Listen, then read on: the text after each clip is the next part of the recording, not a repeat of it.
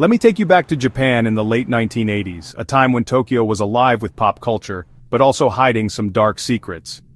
Tsutomu Miyazaki, who would later become known as the Otaku Killer, was born in 1962 just outside of Tokyo. He was a quiet child, often bullied for a rare hand deformity that made him feel isolated.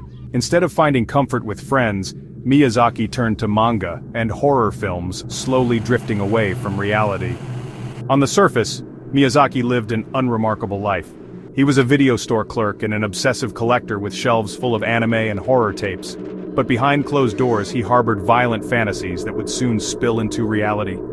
Between 1988 and 1989, Miyazaki committed a string of horrifying crimes that shocked Japan to its core. He targeted young girls, abducting and murdering 4 children between the ages of 4 and 7. His crimes were brutal and ritualistic, and he even sent taunting letters to the families and newspapers. What set Miyazaki apart from other killers was his obsession with documenting his acts. Police found his apartment filled with thousands of videotapes. Some were anime, but many were recordings of his crimes or news reports about them. He seemed to live in a fantasy world where fiction and reality were frighteningly blurred. The investigation that led to his arrest started with a stroke of luck. In July 1989, Miyazaki tried to take photos of a young girl at a park. When her father confronted him, Miyazaki fled, but police caught up with him not long after. Searching his home revealed the full, terrifying extent of his actions.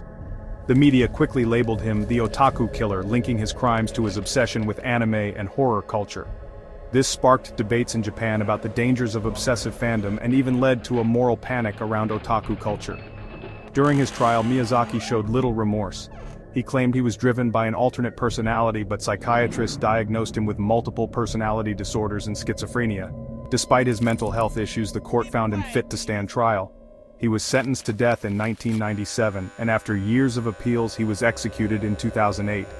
Tsutomu Miyazaki's case remains one of Japan's most notorious, not just for the horrific nature of his crimes, but for how it forced society to confront uncomfortable questions about isolation, mental illness, and the line between fantasy and reality. Thanks for watching. If you want more true crime stories from around the world, hit subscribe and let me know which case you want to hear about next.